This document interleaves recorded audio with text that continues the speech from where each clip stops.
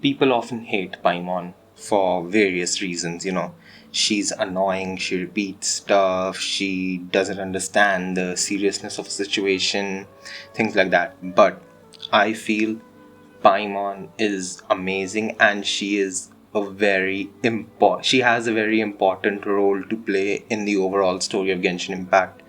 She is the mascot of this game. She is just this adorable little fairy that I don't know. Right now, if I imagine Genshin Impact without Paimon, it's like taking away such an important portion of the game out of it. Just tearing out a perfect companion. It's like taking Mash away from FG, or taking Amiya away from Arknights, or taking March 7th and Dan Hung away in Star Rail. It's like those that duo that you have between Traveler and Paimon. It's just, you may not like it, you may not like Paimon's voice, but down the road, I feel everybody's going to realize that Paimon is actually very, very important. And with the recently launched the animated short with Aether and Lamine, we saw both POVs, of the Abyssal Prince slash Princess. I mean, if you chose Aether or Lamine, vice versa. For me, Aether is the Abyss Prince, but yeah. So you see how the journey was like with Dainsleif as your traveling companion, and then you see a journey with Paimon, and that's what you're playing, and you just see how fun everything is, how jovial it is. You have this dreary land. Teyvat is not good. Teyvat is very, very dark. Genshin's appeal is that it presents a very colorful world, but in its depths, like in the middle of it, in the middle of the city, in the middle of the game. I mean, you gotta understand that it's a dark world. It's a dark world handling dark themes that often you aren't told about upright. And that's like, those are moments where Paimon shines, because she is like a child. She is like um a child who's very naive. You have some children who actually mature pretty early. She's just going along with everything. She's just so cute with some things that she handles, and she definitely does not understand how serious a situation is or isn't. But that's where her comedic relief comes as well. And if you think about it, the Sumeru story, actually that was the point where I absolutely fell in love with Paimon.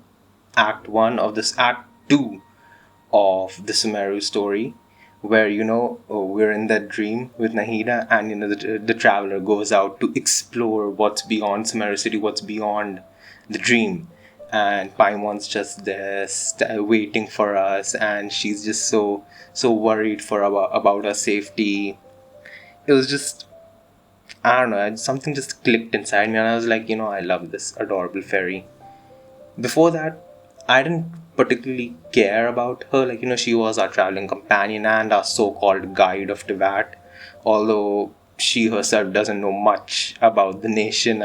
We both, me, me as in the traveler, and Paimon both explore everything together. So it's like, we're learning new stuff.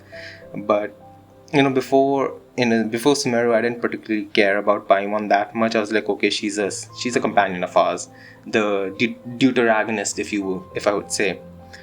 But now she's just so important to the story. I can't imagine Genshin Impact without Paimon. I would literally cry if they do something to Paimon, and I'm just so attached to her.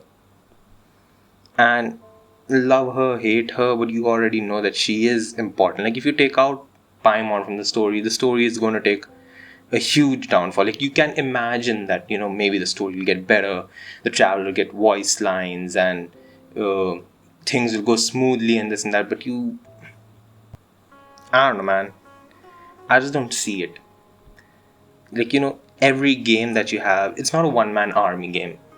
You don't have people just going out there doing random stuff. This isn't Tekken or Street Fighter or whatever fighting game that you like. This is a story-based game with story-based companions that you have. Even in The Witcher 3, You have Roach, who's like your horse, your companion. You have Dandelion sometimes. You have Yennefer coming in and out. But the main point is Roach. You love Roach, right? In other games, you have companions that call upon you, that, check on you, worry about you. In this game, if we didn't have Paimon, the game would be dull, absolutely dull. And that's why I feel like, Paimon is such an important part of this game, and she does not deserve the hate that she gets. I mean, I've always said it since day one, basically, like the game, that Paimon is important, and I don't understand the hate for her, but she's she's important.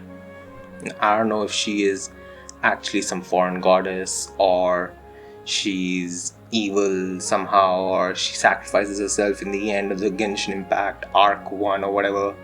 But I just feel like, she is going to be very, very important, and she's absolutely amazing, adorable, and I just love her. So, like, this is just an appreciation for Paimon, like, why she is absolutely amazing. And I know this video won't, like, change people's minds, but if you're a Paimon appreciator, you just love her, right? And if you're a Paimon hater, get off this video. I mean, go to your threads and your Twitter threads and whatever, and shit on Paimon there. Don't shit on Paimon here. We love Paimon here. So, yep, that's it for now. Thanks for watching, and have a great day. Goodbye.